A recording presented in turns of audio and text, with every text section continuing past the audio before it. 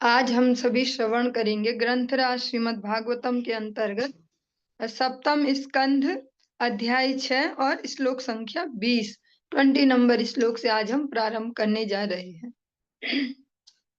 ओम नमो भगवते वासुदेवाय। ओम नमो भगवते वासुदेवाय। ओम नमो भगवते वासुदेवाय। परावरेषु भूतेषु ब्रह्मान्तस्थावरादिषु भौतिकेषु विकारेषु भूतेष्वथ महत्सु च गुणेषु गुणसाम्ये च गुणव्यतिकरे तथा एक एव परो यात्मा भगवानीश्वरो अव्ययः प्रत्यगात्मस्वरूपेण दृश्यरूपेण च स्वयं व्याप्य व्यापक निर्देश्यो निर्देश्यो अविकल्पितः केवलानुभवानंद स्वरूपः परमेश्वरः माययांतरहितैश्वर्य ईयते गुणसर्गया। इसमें 4 श्लोक जो हैं 20, 21, 22 और 23 इनको एक साथ में लिया गया है। अब परम नियंता पूर्ण पुरुषोत्तम भगवान जो अच्युत तथा अजेय है, जो परम नियंता है, सुप्रीम कंट्रोलर है, जिनके बाद कोई और कंट्रोलर नहीं है। जैसे किसी भी संस्था में, किसी भी संस्था ही कहेंगे, हम देखते हैं अलग अलग स्टेप वाइज अधिकारी गण होते हैं, चाहे वो परिवार हो चाहे कोई व्यावसायिक संस्थाएं, और एक ऐसा हेड होता है जिससे ऊपर कोई नहीं। तो ऐसे जो संपूर्ण ब्रह्मांड का सब संचालन चल रहा है, इसमें परम नियंता जो पूर्ण पुरुषोत्तम भगवान है, जिनसे ऊपर और कोई नहीं, जो अच्युत हैं, जिनकी कभी च्युति नहीं होती, जो खत्म नहीं होते कभी। भगवान अनेक अनेक स्वरूपों में भी खुद का विस्तार करें तो उनमें कोई कमी नहीं है एक दूसरे स्वरूप के अगर तुलना में, कि एक में कम पावर होगी दूसरे में ऐसा नहीं। और भगवान कभी नष्ट नहीं होते, कभी भी भगवान खत्म नहीं होते। जिस प्रकार से अन्य जीव, चाहे वो ब्रह्मा जी ही क्यों न हो, सृष्टि का संहार जब होता है महाप्रलय, तो सभी कुछ समय के लिए विश्राम पाते हैं, पर भगवान के साथ ऐसा नहीं। तथा अजेय है, जिनको कोई कभी जीत नहीं सकता, अपनी सामर्थ्य से, प्रेम से जिन्हें जीता जा सकता है। भगवान जिनके अधीन स्वयं होते हैं, वो भी कोई इस प्रकार से गर्व पूर्वक नहीं कह सकता हम इतना प्रेम करते हैं ठाकुर जी से हमने जीत लिए। वो भी भगवान की इच्छा पर ही निर्भर है कि वो किसके भाव से किस प्रकार आकर्षित होते हैं। जीवन के विभिन्न रूपों में यथा पौधे जैसे स्थावर जीवों से लेकर प्रथम सृजित प्राणी ब्रह्मा तक में उपस्थित हैं, और जो प्रत्येक जो स्वरूप है जीवन का इस सृष्टि में, ब्रह्मा जी तक, जो सबसे हायर जो हायर लिमिट है वो ब्रह्मा जी हैं जीवों की, और क्षुद्र प्राणी तो अनेक हैं। इन तक में सभी में भगवान हमेशा उपस्थित रहते हैं। अखिल देहि नाम अंतरात्मा दृक्, भगवान परमात्मा स्वरूप से सब में निवास करते हैं। वे अनेक प्रकार की भौतिक सृष्टियों में भी उपस्थित हैं तथा समस्त भौतिक गुणों, संपूर्ण भौतिक शक्ति एवं भौतिक प्रकृति के तीनों गुणों, सतो रजो तथा तमो गुण के साथ साथ अव्यक्त प्रकृति एवं मिथ्या अहंकार में भी उपस्थित हैं। भगवान हर जगह उपस्थित हैं, चाहे वे हमारे मन, बुद्धि, अहंकार या प्रकृति के तीनों गुण। लेकिन डिफरेंस ये है कि हम सभी इनके द्वारा नचाए जाते हैं, कंट्रोल्ड होते हैं। हम प्रतिदिन अपने भाव में उतार चढ़ाव देख सकते हैं। मन की स्थिति बाहर से देखकर सबको लगता है ये ऐसे हैं, पर अंदर का सबको खुद ही पता होता किस दिन हम अप हैं, किस दिन डाउन है, क्योंकि हम प्रकृति के तीनों गुणों के अधीन हैं। लेकिन भगवान भी इन सब में विराजित रहते हैं, हमारे मन, बुद्धि, जो भी अहंकार है। लेकिन भगवान साक्षी स्वरूप से हैं, भगवान उनसे विचलित नहीं होते। भगवान इन गुणों के, इन सब के संसर्ग से दूषित नहीं होते, और जीवात्माएं इनके संसर्ग से दूषित होती है, इफेक्टेड होती है। जैसे परिवेश में जाए, जिस प्रकार के भाव की इंटेंसिटी ज्यादा हो, हमारे चारों ओर प्रबलता ज्यादा हो, जैसा वैसे हमारी मनस्थिति हो जाती है। जैसे कभी बहुत नेगेटिव लोगों की संगति करो, जो हमेशा निराशावादी रहते हैं, हमेशा निराशाजनक, तो अगर उनका लगातार संग करे तो वैसी मनस्थिति होने लगेगी। जो ज्यादा क्रोधित रहते हैं, उनकी वैसी संगति करें तो फिर अपने क्रोध को भी हम निश्चय से देख सकते हैं कि कैसे बदल रहा है। ये जीवात्मा के ये विशेषता है कि वो जिस प्रकार के गुणों का जैसा भी संसर्ग में आता है, उस पर वैसा रिफ्लेक्शन होता है। भगवान इससे विलग रहते हैं, भगवान उसमें है पर उन पर इनका प्रभाव नहीं होता। यद्यपि वे एक हैं, फिर भी सर्वत्र उपस्थित रहते हैं। वे समस्त कारणों के कारण दिव्य परमात्मा भी हैं, जो समस्त जीवों के अंतःस्थल में प्रेक्षक के रूप में उपस्थित हैं। भगवान यद्यपि एक हैं, एकले ईश्वर कृष्ण आर सब भृत्य, श्री चैतन्य चरितामृतम में इस प्रकार हम श्रवण करते हैं। अकेले भगवान जो है, परम भगवान श्री कृष्ण है, तो यहाँ पर उनके एक होने का पता चलता है। किंतु भगवान एक होते हुए भी ऐसे स्थूल एक नहीं है जैसे हम हैं स्थूल एक। हम एक है तो हम जहाँ हैं हम वहीं, हम दूसरी जगह नहीं है। लेकिन भगवान एक है, फिर भी हरि व्यापक सर्वत्र समाना, भगवान सब जगह, फिर भी सब जगह उपस्थित हैं समान रूप से। वे समस्त कारणों के कारण दिव्य परमात्मा हैं, और समस्त कारणों के मूल कारण भगवान ही है। इसको भौतिक एग्जाम्पल कैसे ले लेंगे? इस जगत में हम अपने दुख या सुख के कारण अनेक अनेक व्यक्ति, वस्तु, परिस्थितियों को मानते हैं, लेकिन अगर इसका फाइनल लिंक खोजा जाए कि गड़बड़ कहाँ से शुरू हुई है, ये दुख कैसे मिला, ये सुख कैसे मिला, तो उसकी जो रूट है, जो जड़ है, उसमें भगवान है। भगवान के प्रति हमारे हृदय में जिस प्रकार के भाव हैं विराजित, भगवान से अनुकूलता है, प्रतिकूलता है, समर्पण है, या भी थोड़ी सी हमने डिस्टेंस बना लिए भगवान से कि सब सेट है जीवन में, तो अभी ठाकुर जी थोड़ा किनारे, ऐसा उसके हिसाब से हमें इस जगत में दुख सुख की अनुभूति होती है। प्राप्त होते हैं नहीं, अनुभूति होती है। प्राप्त तो सबको हो ही रहे हैं, क्योंकि ये ऐसी भौतिक अशाश्वतो दुखालयम, अनुभूति उसके हिसाब से होती है जितना भगवान में समर्पण है या दूरी है। तो फाइनल कारण जो भी है इस सृष्टि में, जो कुछ भी हो रहा है, कारणों के कारण ईश्वरा परम कृष्ण सच्चिदानंद विग्रह अनादिरादि गोविंद सर्व कारण कारण। ब्रह्म संहिता में हम इस प्रकार से श्रवण करते हैं। ब्रह्मा जी कहते हैं सब कारणों के कारण है। इसको हम बहुत सुंदर है वैसे भक्ति पथ अगर देखें गुरु वैष्णव के अनुगत्य में, बिल्कुल ही जीवन की दिशा दशा सब चेंज हो जाती है, सोचने के तरीके। जो इस अनुगत्य के बगैर एक अनाथ की भांति जैसे जी रहे हो, जिनके ऊपर कोई नहीं हो, वो उनको सब कुछ खुद ही देखना, अपना दुख भी खुद देखना, सुख भी खुद देखना, टेंशन खुद लेनी, सब। लेकिन जो अनुगत्य में जी रहे हैं, उनको शिक्षित करने के लिए उनकी सिचुएशन वाइज गुरु वैष्णव उपलब्ध होते हैं।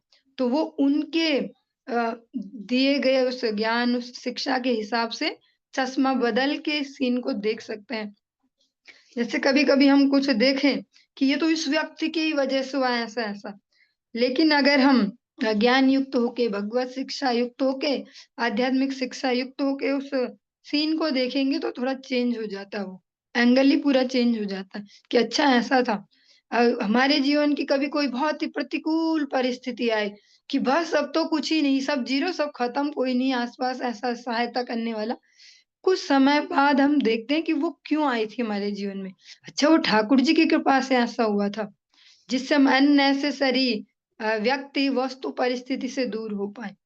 और उस समय जब हम उस सीन में होते तो हमें लगता है कि बहुत ही गलत हो रहा है हमारे साथ, ठाकुर जी पता नहीं क्या कर रहे हैं, हम जब से इस भक्ति राज्य में घुसने की सोच रहे हैं, सब गड़बड़ शुरू हो गई। वो गड़बड़ शुरू नहीं हुई, जैसे पानी में कोई वैसी अशुद्धि हो तो उबाल कर निकाली जाती है, तो उबलने का जो दर्द है वो तो लेना ही पड़ेगा। ऐसे हमारे जीवन में जो अनेक अनेक प्रारब्ध अनर्थ जमा है, व्यक्ति, वस्तु, परिस्थितियों के रूप में, भगवान उन्हें टेम्परेचर बढ़ा के, प्रतिकूलता का टेम्परेचर बढ़ा के फिर उन सबको दूर करते हैं। तो कुछ समय बाद हम देख पाते हैं, हाँ, ठीक ही कहते हैं ठाकुर जी, जो करते हैं वो ठीक ही होता है। ठाकुर जी को ज़्यादा पता है ना? वे समस्त कारणों के कारण दिव्य परमात्मा भी हैं, जो समस्त जीवों के अंतःस्थल में प्रेक्षक के रूप में उपस्थित हैं। भगवान एक एग्जामिनर के रूप में हमारे सभी जीव जो लिविंग एंटिटी है, जिनमें भी जीवन है, प्राण है, उनके हृदय में अंतःस्थल में छुप के सबसे जो सेंसिटिव हिस्सा है हृदय, अगर मटेरियल साइंस के हिसाब से भी देखें तो हृदय सबसे इम्पोर्टेंट है। तो भगवान भी वहीं छुप कर बैठे हैं और एक जैसे प्रेक्षक होता है, भगवान उसके रूप में वहां पर सब कुछ देख रहे हैं। उन्हें व्याप्त तथा सर्वव्यापक परमात्मा के रूप में इंगित किया गया है, परंतु वास्तव में उनको इंगित नहीं किया जा सकता। वे अपरिवर्तित तथा अविभाज्य हैं। भगवान को हम जो भी उपमाएं देते हैं अपने भाववश या अपने बुद्धि की सामर्थ्य के हिसाब से कि भगवान ऐसे हैं या भगवान वैसे हैं, एक्चुअल में वास्तव में भगवान को परिभाषित किया ही नहीं जा सकता। जैसे वो है वैसा कोई उन्हें एज इट इज परिभाषित कभी कर नहीं सकता। ब्रह्मा जी भी कहते हैं, इतना ही मैं जानता हूँ, मैं पूरी तरह से नहीं जानता उनके बारे में। ब्रह्मा जी ऐसे कह रहे हैं, जो आदि जीव हैं, जो आदि गुरु हैं, इस प्रकार से आदि सृष्टा है, वे ब्रह्मा जी ऐसा कह रहे हैं जो सबसे प्रथम जीव है, कि मैं उनके बारे में सब कुछ नहीं जानता। तो इस प्रकार से हम जो भी उपमाएं अपने अपने भाव बुद्धि के हिसाब से भगवान को देते हैं, वे वास्तव में अपूर्ण है। और सोई जा नहीं जेहु देहु जनाहि, जो जितना जिसको भगवान दे रहे हैं क्षमता की, वो मुझे इतना जान पाए।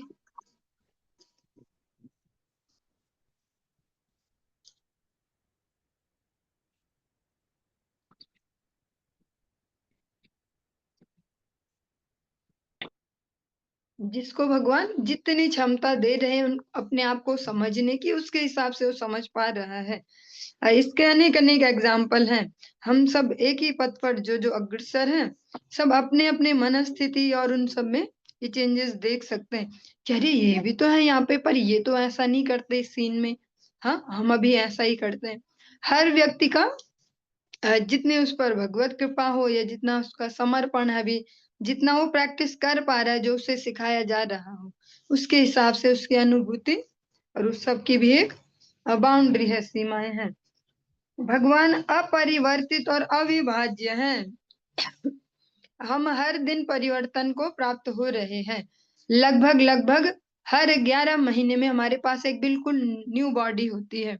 ये बहुत अच्छी बात भी है। दोनों एंगल से समझ सकते हैं। कितनी भीषण से भीषण शारीरिक समस्या हो, अगर कोई फोकस्ड होकर उस पर ध्यान दे पाए, तो एक 11 महीने में हमारे पास हर 11 महीने में एक नया शरीर होता है। और छोटे लेवल पर देखें तो हम हर दिन ही चेंज हो रहे हैं। हर दिन हमारे परिस्थितियां जो है वो चेंज हो रही है, हमारी शारीरिक जो परिस्थिति। भगवान अपरिवर्तित नहीं होते, हमेशा से वैसे ही हैं। भगवान श्री कृष्ण जो हैं, द्विभुज श्री कृष्ण जो वेणु बजाते हैं, उनका स्वरूप ऐसा नहीं है कि वो बदल रहे हैं। कभी कृष्ण इतने बड़े थे, कभी इतने छोटे। भगवान का जो एक किशोर अवस्था वाला स्वरूप है, वो परमानेंट है, वे अपरिवर्तित है और अविभाज्य हैं। भगवान को विभाजित नहीं किया जा सकता। वे परम सच्चिदानंद के रूप में अनुभव किए जाते हैं। और भगवान को कोई अनुभव करे तो किस प्रकार से कर सकते हैं? सच्चिदानंद रूप में। उनमें पूर्ण शाश्वतता है, वे हमेशा है, नित्यता है। भगवान कभी नष्ट नहीं होते, भगवान कभी समाप्त नहीं होते। और ज्ञान की जो पराकाष्ठा है, वो भगवान में ही उपस्थित है। इस जगत में कोई जीव ऐसा नहीं कह सकता कॉन्फिडेंस से, मुझे सब आ गया, मुझे सब पता चल गया। एक एक फील्ड में थोड़ा बहुत कर सकते हैं उन्नति, और क्योंकि अन्यों की उतनी उन्नति नहीं, तो इनको बोलते ही मास्टर हो गए इस फील्ड के। हाँ, लेकिन जो भगवान है उनमें इनफाइनाइट अनंत गुण है और अनंत मात्रा में है। और आनंद, पूर्ण आनंद के आगार भी भगवान श्री कृष्ण हैं। प्रैक्टिकली हम चाहे वो मनुष्यों में देखें, चाहे जो कह सकते हैं देवता गणों में, या अलग-अलग जो स्पीशीज़ देखते हैं, सबके ही जीवन में कोई न कोई ऐसी परिस्थितियाँ आ जाती हैं जब उनका आनंद छिन जाता है, जो सुख है। लेकिन भगवान श्री कृष्ण ही एक हमेशा पूर्ण आनंदित रहने वाले हैं। वे महाभारत के सबसे बड़े विश्व युद्ध में भी आनंदित हैं। वे कालिया नाग जो इतना विशाल नाग है, जिसकी आज हम कहीं तुलना भी नहीं कर सकते, ऐसे सांप पाए नहीं जाते इस धरा पे। ऐसे सांप के फन पे भी जब हैं तो बिल्कुल कंफर्टेबल है। वहाँ पर भी थोड़ी देर के लिए भी उनको अजीब नहीं लग रहा। हम अगर गलती से छोटा-सा ही एग्ज़ाम्पल लेते हैं, कोई कॉकरोच या छिपकली या चूहा, ऐसे छोटे-छोटे जो इंसेक्ट हैं, या कोई-कोई लोग तो चींटी को देख के भी ऐसी फीलिंग देंगे। टच हो जाए तो कैसा अजीब-सा होगा, तुरंत ऐसी रिएक्शन आएगी। लेकिन भगवान कालिया जैसे विशाल सर्प के सर पर हैं, लेकिन वहाँ पे भी ईज़ी है, वहाँ पे भी पूर्ण आनंदित है, वहाँ पे भी थोड़ा-सा भी नहीं दिख रहा कि ऐसे अजीब-सा हो रहा है, ये इतना चिकना-सा कैसा है और ये मुझे खा जाएगा या ऐसा। कोई फीलिंग भगवान में वैसी अलग से नहीं आ रही, वो पूर्ण आनंदित ही हैं। और ये तीनों ही जो अवस्थाएँ हैं, चाहे वो नित्यता है, ज्ञान की सीमा है, ज्ञान की पराकाष्ठा, चाहे आनंद की सीमा, वो जितना ज़्यादा जिसका भगवत चरणों में अनुराग होगा, समर्पण होगा, उतना उसको आत्मसात कर पाएगा, उतना प्रैक्टिकली अपने जीवन में उसको अनुभूति ले पाएगा कि हाँ, हम रह पाते हैं ईज़ी अब। जिन परिस्थितियों में पहले ईज़ी नहीं रह पाते थे, अब रह पा रहे हैं। हाँ, अब हमारे देखने के नज़रिए में चेंज आ रहा। जो पहले का हमारा ज्ञान था किसी व्यक्ति, वस्तु, परिस्थिति के लिए, वो बदल रहा है। ये अब हम सम्यक प्रकार से देख पा रहे हैं। माया के आवरण से ढके होने के कारण नास्तिक को वे अविद्यमान प्रतीत होते हैं। और जो भगवद माया है, भगवान स्पष्ट कहते हैं, मम माया दुरत्यया। भगवान ही जिसको इस प्रकार से डिफाइन कर रहे हैं, दुरत्यया, बहुत दुर्जेय है।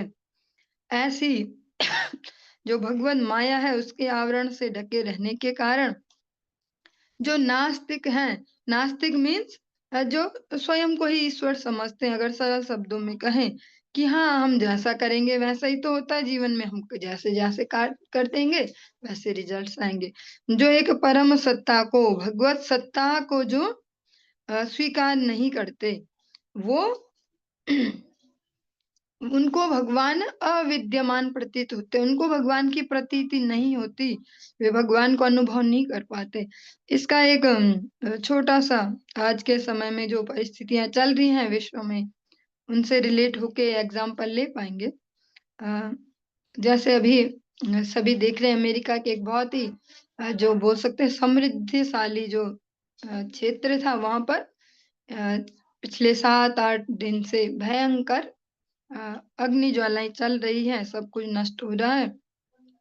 उसके रेफ़रेंस में कुछ भक्तगणों ने इस प्रकार से भी वीडियोज़ आए सोशल मीडिया पे कि कुछ टाइम पहले जब उनका ही कुछ फंक्शन चल रहा था, जो विशेष वर्ग है, जो हॉलीवुड स्टार्स कह सकते हैं, जिन जो ज़्यादा अभी पीड़ित हो रहे हैं उससे, उन सब ने की जो वो सभा चल रही थी, कोई प्रोग्राम चल रहा था, उसमें इस प्रकार से शब्द उच्चारण किए गए कि भगवान, मतलब भगवान की मज़ाक उड़ाया जाता था कि गॉड तो कुछ नहीं होता, गॉड करता कोई हमारे जीवन में सब कुछ, इस प्रकार से।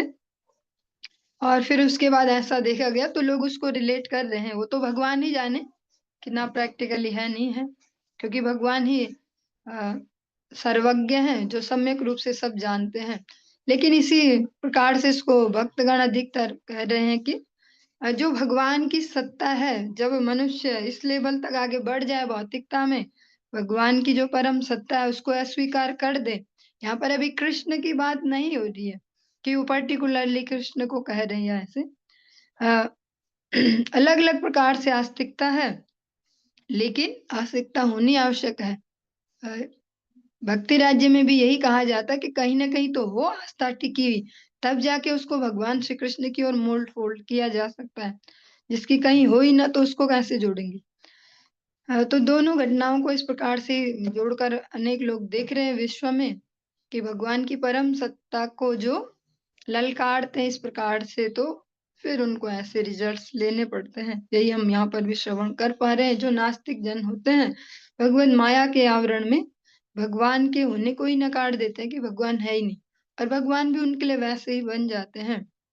ये यथा माम प्रपद्यन्ते तांस तथा भजाम्यहम्। जो मुझे पत्थर समझता है उसके लिए मैं पत्थर ही हूँ।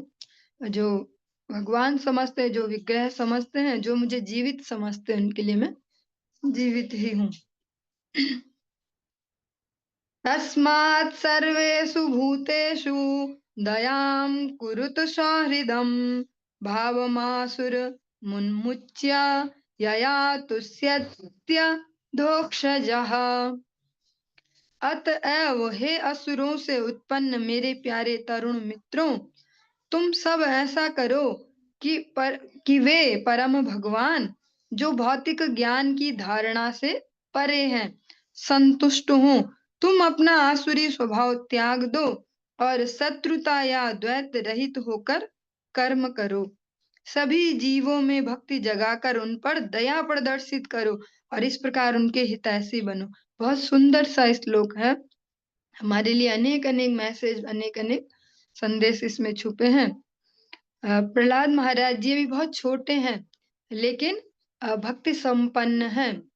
तो छोटा सा कोई भक्त हो जो अवस्था में छोटा दिख रहा है, या बहुत बड़ी अवस्था के हो कि ये तो 80 वर्ष के हो गए, ऐसे महात्मा जी ऐसे, लेकिन वो जो उनके भाव है, सोचने के तरीके, वो कॉमन होंगे, क्योंकि वो दोनों ही भगवान द्वारा संचालित हो रहे, भगवान के चरणों में समर्पण है। प्रहलाद जी इतनी छोटी अवस्था में लेकिन इतना गूढ़ रहस्य अपने मित्रों को दे रहे हैं कि तुम सभी अभी बहुत छोटे हो। हाँ, अब प्यारे प्यारे से तरुण हो तुम। अपनी जो पोटेंशियल है, जो एनर्जी है, उसको भगवान को संतुष्ट करने में लगाओ, क्योंकि एकमात्र भगवान ही है जो संतुष्ट हो सकते हैं। ये भी बहुत बड़ी साइंस है, अगर हम इसको बहुत बड़ा रहस्य अगर समझ पाए। एकमात्र भगवान ही ऐसे हैं जो संतुष्ट हो सकते हैं, जिनमें संतुष्ट होने का गुण है।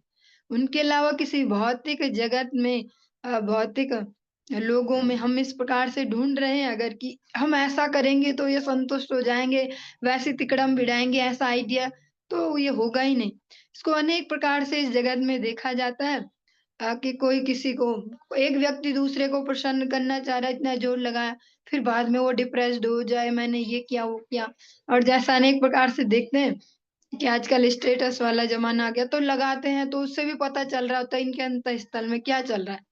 तो इतने असंतुष्ट, तो इसमें गड़बड़ उनकी नहीं है जिनसे वह संतुष्ट है, गड़बड़ उस थिंकिंग की है। अभी उन तक ये जानकारी नहीं पहुंची कि सॉफ्टवेयर ही फिट नहीं है इस जगत के किसी प्राणी में संतुष्ट होने का।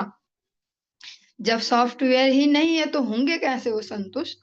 असंतुष्टि का जो सॉफ्टवेयर है वो भर भर के केवल भगवान में ही है। और इसीलिए जीवन का लक्ष्य जीवेर स्वरूप है कृष्णेर नित्यदास। भगवान में ही वो गुण है कि संतुष्ट हो जाते हो। लघु सेवन मात्रक हृष्ट हृदय, थोड़ी सी सेवा से ही प्रसन्नता को प्राप्त होते हैं।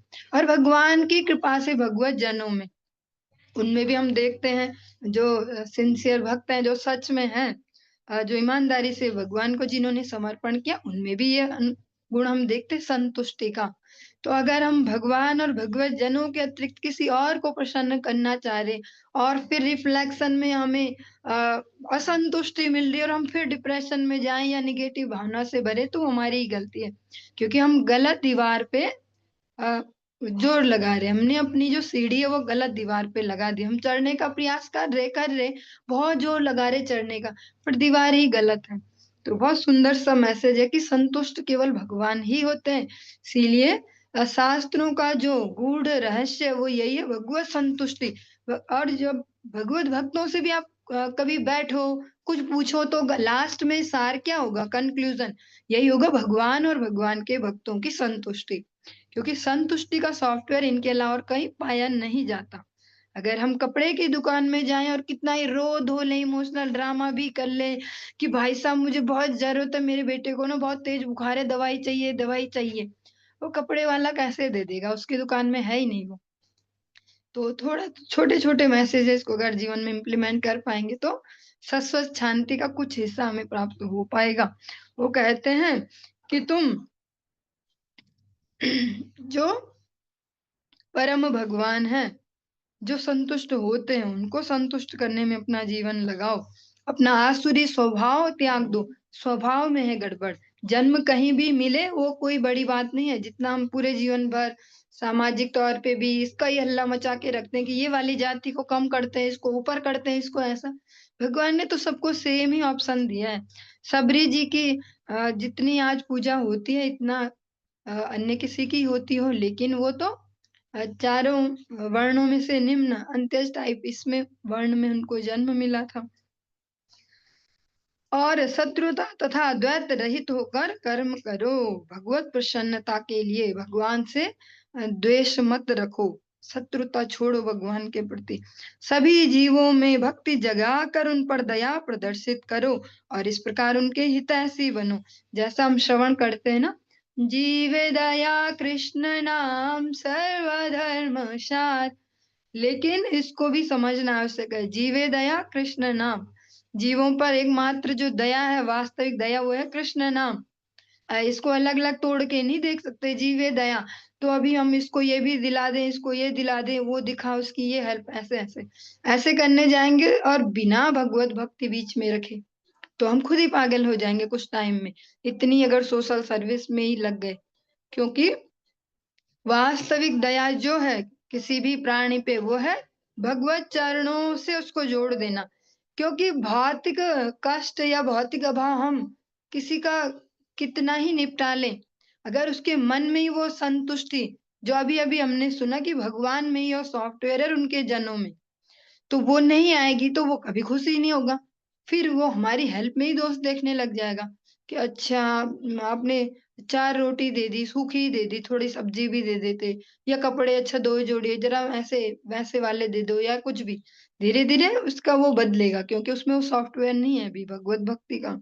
तो जो वास्तविक दया है, पहले वो करनी। हाँ, सोशल सर्विस करनी चाहिए। हम देखते हैं भक्तगण भी बहुत भर-भर के करते हैं। प्रसाद सेवाएँ कर रहे हैं, कंबल बाँट रहे हैं, ये वो। लेकिन ये सब भी निरर्थक जाएगा अगर हम उन सबको जिनको ये हेल्प दे रहे हैं उनको भगवत चरणों में न लगा पाए। फिर वो वही है कि कूड़े में ही फेंका जैसे। क्योंकि जो भगवान का नहीं हो सकता, उसमें कभी संतुष्टि आएगी भी नहीं और उसका अभाव कोई कभी मिटा नहीं सकता। जो भगवान से अटैच्ड होगा, जो उनको अपने स्वामी के रूप में स्वीकार करेगा, वो कम पदार्थों में भी उसमें संतुष्टि का भाव होगा, वो परम प्रसन्न रहेगा। और जो भगवत चरणों में अनुरक्त नहीं है, उसको कितना ही मिल जाए हमेशा अभावग्रस्त रहेगा। जो आज के समय में दौड़ है ये इतनी पावरफुल बनने की, चाहे वो राजनीतिक फील्ड में देखें, चाहे धनवान बनने में या शोषेबाजी में दिखावा करने में कि हम इतने सोशल सर्वेंट हैं, या जो भी ऐसे अनेक-अनेक उदाहरण हैं, आप सबको पता ही है। ये जो दौड़ है, ये फिर निरर्थक रह जाएगी अगर भगवत चरणों से नहीं जोड़ते हम। हम जितने ही कुछ भी सो कॉल्ड बहुत ही सुंदर-सुंदर कार्य कर लें, सामाजिक ऐसे-ऐसे, पर अगर भगवत भक्ति से ना जोड़ पाए तो निरर्थक है। आज हम देखते हैं कि भक्त भी बहुत सारी सेवाएँ कर रहे हैं, कहीं कुछ करते हैं, कहीं कुछ, लेकिन बेस में यही है कि इन सबको भक्ति में लगाना है। भक्त ना बना पाए किसी को, उसका अभाव कभी नहीं मिटा पाएँगे। क्योंकि सबसे बड़ा अभाव क्या है? सबसे बड़ा अभाव हमारे जीवन का है भगवत अनुरक्ति। सबसे बड़ी कंगाली है भगवत अनुरक्ति की कंगाली।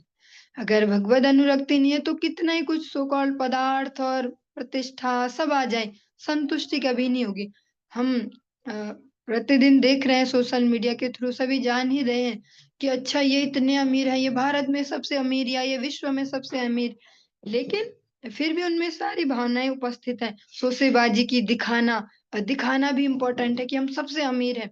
है तो हैं, जब आँकड़ों में देख ही लिया कि अमीर है तो दिखाना क्या? फिर भी दिखाएँगे हम। हर फंक्शन में न्यू कपड़े पहनते और इतने महँगे पहनते और इतनी महँगी गाड़ी और इतने बड़े-बड़े घर और ऐसे आलीशान और ये ज़िंदगी। उन्हें भी दिखा के खुशी ढूँढनी पड़ रही है। वो भी संतुष्ट नहीं कि हाँ, हम तो हैं अमीर, सबसे अमीर हैं। उन्हें भी दिखाना पड़ रहा है क्योंकि उनके हृदयों का जो अभाव है वो मिट नहीं सकता। भगवत शरणागति जब जीवन में आती है तभी अभाव मिट पाते हैं। इसके ही ठीक अपोज़िट देखें आध्यात्मिक जीवन में जो गुरुजन हैं, जो अ, महत जन हैं, जो ईमानदारी से भगवत भक्ति में लगे हैं, भगवान के नाम प्रचार में, उनको भी भगवान की जो लक्ष्मी जी हैं, जो श्री जी हैं, वो बहुत सारा ऐश्वर्य प्रदान करती हैं। बहुत सारे इतने आश्रम हो गए, इतने शिष्य, इतने लोग पूछ रहे हैं, जहाँ जाओ वहाँ इतना सम्मान है, पद है, प्रतिष्ठा है, धन है, लेकिन वो कभी खुद से नहीं करते कोशिश दिखाने की कि मैं इतना बड़ा महाराज हूँ, या मेरे इतने शिष्य हैं, इतने आश्रम हो गए, या इतना धन, ऐसा वो कभी नहीं करते, क्योंकि उनमें कोई अभाव नहीं है अंदर से। तो उनको किसी अभाव को दिखा दिखा के भरना नहीं है कि आज उस फंक्शन में गए, आज न्यू ड्रेस पहनी हमने, आज उस फंक्शन में गए, आज दूसरी वाली ड्रेस पहनी हमने, और हम दिखा रहे हैं, दिखाना चाह रहे हैं कि हम हैं अमीर, हम हैं पैसे वाले, हम हैं पावरफुल, या हमारे हैं इतने सारे लिंक, ऐसा। वो जो भावना है, बेसिक भावना, वो क्या है? खालीपन जो है वो भगवत शरणागति है। जितना जिसके भी जीवन में भगवत शरणागति बढ़ती जाती है, ये दिखावपन दूर होते जाएगा, क्योंकि वो वास्तव में फुलफिल हो रहा है, वास्तव में भरना शुरू हो रहा है। जैसे अनेक से एग्जाम्पल हम सुनते हैं ना, कि जो नोट होते हैं वो शोर नहीं करते, किसी थैले में रख लो या गुल्लक में डाल लो, और सिक्के डालो किसी थैली में या गुल्लक में, हल्ला बहुत मचाते हैं। ऐसे अनेक अनेक आप एग्जाम्पल सुनते हैं। जो आधा भरा बर्तन है, उसमें से आवाज सुनाई दे रही होती है, और जो वो भर जाता है पानी से या ऐसे, तो वो आवाज नहीं आती। ऐसी जो भगवत भक्ति से, भगवत अनुरक्ति से भरते जाते हैं जितना, उतना वो और शोर उनके कम होते जाते हैं, और दिखावापन उनके कम होते जाते हैं। और शोर ही तब तक है जब भगवत अनुरक्ति जब तक जीवन में आई नहीं। प्रहलाद महाराज जी कहते हैं कि आप वास्तविक हितैषी बनो जीवों के, उनको भगवत शरणागति दो, उनके हृदय में भक्ति महारानी को जगाओ, और उन पर ये दया प्रदर्शित करो। सबसे बड़ी दया क्या है? किसी को हमने प्रेम से या खूब अच्छे से उसका ध्यान रख के उसके दुख सुख सुने, उसको खिलाए पिलाएं, और बेस में रखे कि भगवत भक्त बनाना, और धीरे धीरे ट्राई करें एकादशी व्रत में लगाने की, कि माधव तिथि है तभी भक्ति जननी, तभी भक्ति उत्पन्न होगी, तो एकादशी करवाएं। और उस जीव के कुछ टाइम ही जिसको हम देंगे, तो फिर कुछ टाइम में ही पता चल जाएगा कि ये शरणागत होगा या नहीं। तो अगर संभावना है तो उनमें अपनी झक मारे, एनर्जी लगाएं। देख लिया कि संभावना ही नहीं है, तो फिर एनर्जी वेस्ट ना करें। देख सकते हैं कि हाँ, एकादशी के लिए ये तैयार हो पा रहे कि नहीं। एकादशी अगर करते हैं तो स्टार्टिंग में उन्हें प्रसाद बना बना के खिलाएं, एकादशी फलाहार की ऐसे ऐसे होती है, फिर बनाना सिखाएं धीरे धीरे। ऐसे में हम समझ पाएंगे एनर्जी और समय कहाँ लगाना है, ना धन कहाँ लगाना है। वरना जगत के जो अभावग्रस्त जीव हैं, जिनके हृदय में भगवत शरणागति नहीं है, उनपे तो कितना ही लुटाते जाओ, ना समय हो, धन हो, जो भी एनर्जी हो, वो सब वेस्ट ही है। प्रहलाद महाराज जी कहते हैं वास्तविक हितैषी बनो उनके, उनको भक्ति जगाओ उनके हृदय में। तुष्टे च तत्र किमलभ्य लभ्यम अनंत आद्ये, किम तैर्गुण व्यतिकरादिह ये स्वसिद्धाः, धर्मादयः किम गुणेन च कांक्षितेन, सारंजुषां चरणयोरुप गायतां नः। जिन भक्तों ने समस्त कारणों के कारण, समस्त वस्तुओं के आदि स्रोत, पूर्ण पुरुषोत्तम भगवान को प्रसन्न कर लिया है, उनके लिए कुछ भी अलभ्य नहीं है। श्री भगवान असीम आध्यात्मिक गुणों के स्रोत हैं, अतः उन भक्तों के लिए जो भौतिक प्रकृति के गुणों से परे हैं, उन्हें धर्म, अर्थ, काम तथा मोक्ष के सिद्धांतों का पालन करने से क्या लाभ? क्योंकि यह तो प्रकृति के गुणों के प्रभावों के अंतर्गत स्वतः प्राप्य हैं। हम भक्त गण सदैव श्री भगवान के चरण कमलों का यश गान करते हैं, अतएव हमें धर्म, अर्थ, काम तथा मोक्ष की याचना नहीं करनी चाहिए। जो वैदिक साहित्य है, स्पेशली जो भगवान का वांग्मय स्वरूप है श्रीमद् भागवतम, भगवान की जो अपनी ही जो वाणी है श्रीमद् भगवद गीता, इन दोनों का अगर हम आश्रय लेते हैं गुरु वैष्णव के अनुगत्य में, तो बहुत सरल हो जाने वाला जीवन है। फिर बहुत सारी झंझटें फ्री में ही निपट जाएंगी, उनके लिए हमें ज्यादा जोर नहीं लगाना पड़ेगा। प्रहलाद महाराज जी स्पष्ट कहते हैं कि जिन्होंने भगवान को ही प्रसन्न कर लिया है, जिनसे सब कुछ निकल रहा है, जो समस्त कारणों के कारण है। जो भगवान को प्रसन्न कर लेते हैं, उनके लिए कुछ भी दुष्प्राप्य नहीं है। कुछ भी ऐसा नहीं है कि ये नहीं हो पा रहा और वो नहीं हो पा रहा।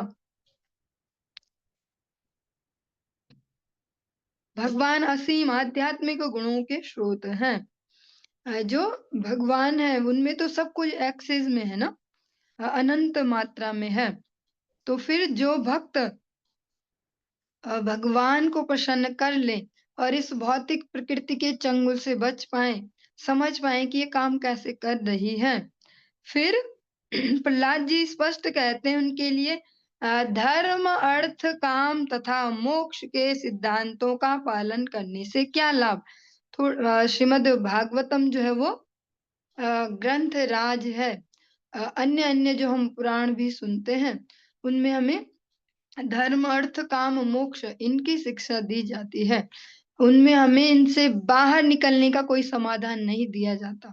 सुनने में थोड़ा अजीब-सा भी लग सकता है पर वास्तव में ऐसा ही है। जो इसके अतिरिक्त जो 17 पुराण हैं उनमें हमें धर्म, अर्थ, काम, मोक्ष ये चारों जो पुरुषार्थ हैं, इनको बढ़िया से कैसे करें वो रूल दिए गए हैं। धर्म इसमें जो धर्म शब्द है वो किस धर्म के लिए जो हम यहाँ सकाम भाव से जो धर्म के आचरण करते हैं कि अच्छा जी ऐसा करना चाहिए, आज पूर्णिमा में ये करो, अमावस्या में गंगा जी नहा लो, ऐसे-ऐसे जो ये वाले जो पैटर्न है, ये है इस धर्म के अंतर्गत जो ये धर्म, अर्थ, काम, मोक्ष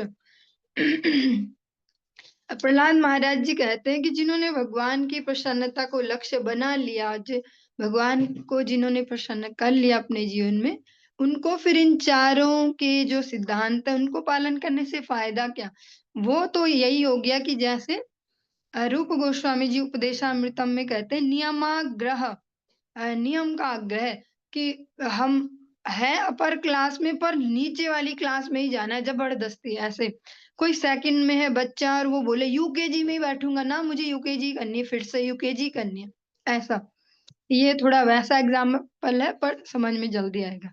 नियमाग्रह प्रहलाद महाराज जी के ये वचन है जो अपने इतने छोटे-छोटे मित्रों को सिखा रहे हैं। बहुत मैच्योर पर्सन्स को और प्रहलाद महाराज जी को ऐसे नहीं बोला गया कि आज प्रहलाद महाराज भक्त शिरोमणि प्रवचन करने वाले सब ध्यान से सुने। ऐसा तो नहीं है। अपने छोटे-छोटे मित्रों को प्रहलाद महाराज जी समझा रहे हैं। जैसा हमें लगता है कि बच्चों को भी ज़्यादा लोड क्या देना, एकादशी कर लेंगे ना वो अपने टाइम पे या हरिनाम कर तो लेंगे, वो थोड़े बड़े होंगे। हमने भी तो देखो इतनी बड़ी एज में सीखा, तो उन्हें भी जीने दो, उन्हें भी खाने दो, सीख ही जाएँगे ऐसा। प्रहलाद महाराज जी स्वयं भी बच्चे हैं और ये सारी बातें बच्चों को ही समझा रहे हैं अभी। उन्होंने ये नहीं सोचा था कि जो मैं कहूँगा तो बड़े-बड़े लोग भी सुनेंगे। ये बच्चों को ही वो समझा रहे हैं कि जिन्होंने भगवान की प्रसन्नता को अपना लक्ष्य बना लिया है और उस पर ही लगे हुए हैं उसी कार्य में, तो उन्हें ये धर्म अर्थ काम मोक्ष के लिए जो अलग अलग व्यवस्थाएं दी गई हैं वैदिक साहित्यों में, उनको अलग अलग ऐसे पालन करने से उनका क्या फायदा होगा। हम्म प्रहलाद महाराज जी कहते हैं कि हम जो भक्तगण हैं सदैव भगवान के चरण कमलों का यश गान करते हैं। भगवान के चरणों की महिमा का हमेशा गान करते हैं। उनके नाम, रूप, गुण, लीला, धाम इसकी जो माधुरी है इसका हमेशा पान करते हैं और गान करते हैं। अतः हमें धर्म, अर्थ, काम, मोक्ष की याचना नहीं करनी चाहिए। प्रहलाद जी भी उन्हें सिखा सकते थे क्योंकि तो असुर थे। उन्हें सिखाते कि अरे जाओ तुम्हें ये करना चाहिए, इससे ये फ़ायदा होता है, ऐसे यज्ञ करवा लो उससे ये होगा, ऐसा-ऐसा कुछ बताते। लेकिन उन्होंने उन्हें ये नहीं बताया। जैसे कभी-कभी भक्तगणों को इस भक्ति पथ में स्पेशली जो गौड़ीय वैष्णव भक्ति है, ये थोड़ा ओवरलोडेड सी लगती है कि यहाँ इतना हायर-हायर चलता रहता है। सिर से ऊपर की बातें चलती रहती है और क्या-क्या पता नहीं ऐसे बहुत मुश्किल है यहाँ पे। तो प्रहलाद महाराज जी ये शिक्षा बहुत छोटे-छोटे बच्चों को दे रहे। उनको भी अभी कोई बहुत नीचे की नहीं दे रहे। क्योंकि नित्य लीला पर श्री भक्ति वेदांत नारायण गोस्वामी महाराज जी का कथन है, वे अधिकतर कहा करते थे कि स्थिति कोई भी हो हमारी, अभी हम सीन वाइज़ किसी भी लेवल पे हैं भक्ति राज्य में, पर गोल पता होना चाहिए। गोल अगर हमको आर्टिफिशियली भी पता रहे, रोज याद रखें, भगवान के धाम जाना, भगवान की सेवा, भगवान के जनों की सेवा, तो फिर वो हमारे सबकॉन्शियस माइंड में फिट रहेगा, हम उस ओर अग्रसर हो पाएँगे। अपने गोल पे हमेशा फ़ोकस्ड रह पाएँगे, भले ही शब्दों में या अभी हमारे अ, मानसिक लेवल पे, बुद्धि लेवल पे हम नहीं समझ पा रहे, पर गोल पता होना चाहिए। प्रहलाद महाराज जी कह रहे हैं कि जो ये जागतिक धर्म, अर्थ, काम, मोक्ष है, जो निरंतर भगवत प्रसन्नता के लिए लगे, उनको इनमें लगे रहने की ज़्यादा आवश्यकता नहीं। इसके ऐसे अनेक-अनेक एग्ज़ाम्पल देख सकते हैं, जैसे जो अभी स्टार्टिंग लेवल पर भक्ति में आते हैं, तो बहुत सारे अनेक-अनेक क्वेश्चन आते जाते हैं। ये वाला व्रत करना चाहिए कि नहीं करना चाहिए? ये वो करना है कि नहीं करना? ऐसे-ऐसे और या एक दूसरा फ़ेज़ ये है या पॉइंट ऑफ व्यू कि जब वो अपने से श्रेष्ठ जनों को देख रहे हों और उनको देखते हैं, ये तो ऐसा नहीं करते, जबकि ऐसा तो होता है ना, ऐसा तो होता ही है। तो वो उनको देखें और उनमें वो फिट करने की सोचें। तो ये वही सीन है कि वे नियमाग्रहण नहीं करते हैं अभी। जो स्टार्टिंग लेवल पर हैं, उनको धीरे-धीरे ही वो समझ पाएँगे अपने-अपने स्तर के हिसाब से। आर्टिफ़िशियली कोई किसी का स्तर तो नहीं बढ़ा सकता कि तुरंत पहुँचा दे फिर सीधे गोलोक धाम की पहली वाली सीढ़ी में। धीरे-धीरे सीख पाएँगे पर हम अपने श्रेष्ठ जनों से समझकर उनको देख के उनके आचरण को कुछ चीज़ें सीख सकते हैं। क्योंकि जो हमारी अभी तक की कंडीशनिंग है जन्म-जन्म ना भी कहें केवल इसी जन्म की भी लें, वो भी इतनी भर-भर के इतनी हैवी हो चुकी है कि हमें बहुत सारी चीज़ें ऐसी लगती हैं भक्ति राज्य में आने के बाद, कि जिनको यहाँ नॉर्मल माना जाता है। वो भी लगती है जैसे पाप कर रहे हैं कुछ हाँ, ऐसा नहीं करते, वैसा नहीं करते ऐसा। अ, आपने अनेक बार श्रवण किया है नरोत्तम दास ठाकुर जी का कीर्तन जो ये गौड़ी भक्ति है वो है ही हायर लेवल की, वो फाइनेस्ट फाइनल कोर्स है। अनेक बार आप गुरु वैष्णव के मुख से सुनते भी हैं कि जो सच में आ गया है यहाँ प्रैक्टिकली हरिनाम कर रहा है और गुरु वैष्णव सेवा में भी लगा, उनके अनुगत्य में आध्यात्मिक शिक्षा ले रहा है, तो उसने सारे यज्ञ और जो भी ये जो सकाम जो ये धर्म कहा जा रहा है इसके सारे उन्होंने लेवल पार कर लिए तभी यहाँ पहुँचा। तो उन्हें ज़बरदस्ती पीछे जाके नियमाग्रह करने की आवश्यकता नहीं है, क्योंकि उसमें हमारी एनर्जी वेस्ट होगी, चिंतन उतना निचले लेवल पर ही रह जाएगा। जो देना चाह रहे हैं वैष्णव जन हमें हायर थीसिस या जो भी सिखाना चाह रहे हैं, हमारा लेवल बढ़ाना चाह रहे हैं, वो थोड़ा फिर उसमें डिले होते जाएगा। और और दूसरा जितना हम इन सकाम कर्मों में जितना घुसते जाएँगे कि नहीं, नहीं, नहीं, आज तक तो हमने किया ही है तो अभी भी ऐसा करेंगे ऐसे, तो उतना जो वो एनर्जी वहाँ खपा दी फिर उसको इधर नहीं लगा पाएँगे। प्रहलाद हम बात कर रहे थे नरोत्तम दास ठाकुर जी का जो कीर्तन, नरोत्तम दास ठाकुर जी का चरित्र आप अनेकों बार सुन चुके हैं। अब तो इतनी बार सुन लिया होगा कि सबको जीवों में फिट हो गया होगा कि नरोत्तम दास ठाकुर जी ऐसे थे, पद्मा नदी में महाप्रभु ने प्रेम छुपाया, ऐसे-ऐसे। ऐसे नरोत्तम दास ठाकुर जी का कीर्तन भी आप लोग गाते भी हैं, सबको याद भी है। श्री रूप मंजरी पद। इसको आज प्रार्थना ये होगी आप सभी से कि आज अगर दिन में कोई थोड़ा-सा एक्स्ट्रा टाइम मिले, तो इस कीर्तन को पढ़ें और उसकी मीनिंग भी पढ़ें। उसमें भी आप श्रवण कर पाएँगे। सेई मोर धरम करम, कहीं पे कहते हैं सेई मोर वेदेर धरम। ये प्रहलाद महाराज जी जो कह रहे हैं, प्रहलाद महाराज जी के ही वंशज वे भक्तजन हैं।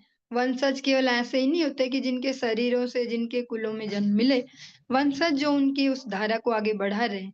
नरोत्तम दास ठाकुर जी उनके ही वंशज हैं। प्रहलाद महाराज अब अपने भक्तों को आज अपने जो सहपाठी हैं उनको जो सिखा रहे हैं, वही नरोत्तम दास ठाकुर जी भी कहते हैं, "सेई मोर वेदेर धरम" मेरे लिए कोई और धर्म नहीं है वेदों में ही जो मेरे लिए गुरु वैष्णव अनुगत्य, भगवत प्रसन्नता, भगवत जनों की प्रसन्नता वही मेरा संपूर्ण धर्म है।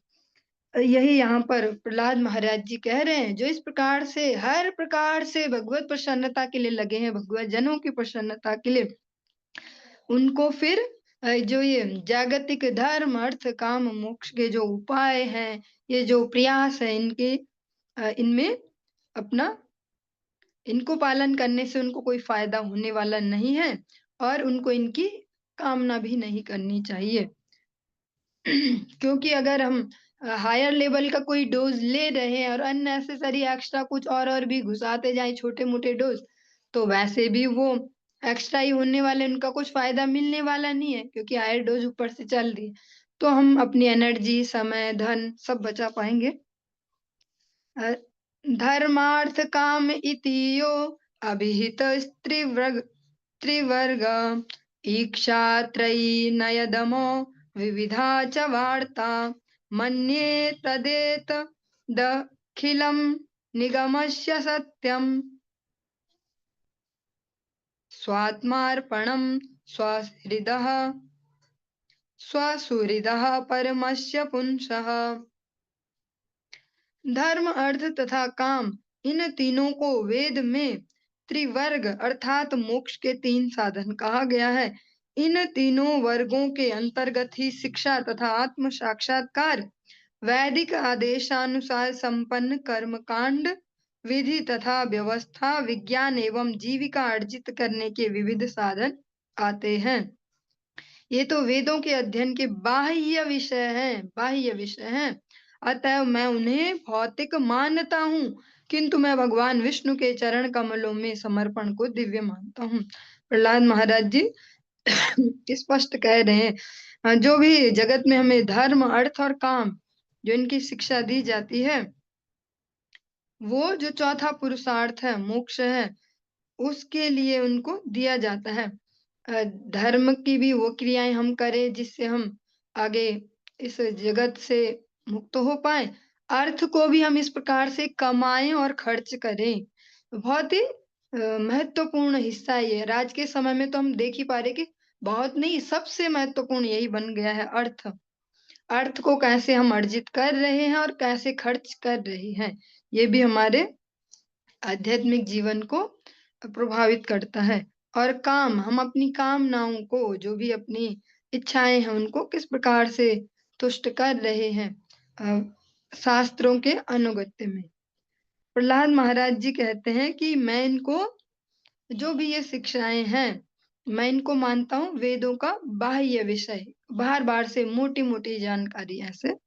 और जो भगवत समर्पण है, भगवत चरणों में समर्पण, उसको मैं दिव्य मानता हूँ। और हम श्रवण भी करते हैं। और श्रीमद् भगवत गीता में भी भगवान ने अनेक-अनेक विषयों को उद्घाटित किया, अर्जुन के लिए उनको एक्सप्लेन किया है, कर्म को, ज्ञान को, अलग-अलग चीज़ों को। लेकिन अ, इसी भगवत गीता में अनेक स्थानों पर और फाइनल भी भगवान मामेकं शरणं व्रज, शरणागति को ही लास्ट कंक्लूजन के रूप में देते हैं। मन्मना भव मद्भक्तो मद्याजी माम नमस्कुरु। ये लाइन श्रीमद् भगवत गीता में 2 बार यूज हुई है। इसमें भी भगवान स्पष्ट शरणागति सिखा रहे, मन्मना भव मद्भक्तो मद्याजी माम नमस्कुरु। इसीलिए प्रहलाद महाराज जी भी स्पष्ट कहते हैं कि जो भगवत शरणागति है, मैं उसको दिव्य मानता हूँ। जी, आज की इस चर्चा को हम यहीं पे ही विश्राम देंगे। इससे आगे कल कंटिन्यू करेंगे।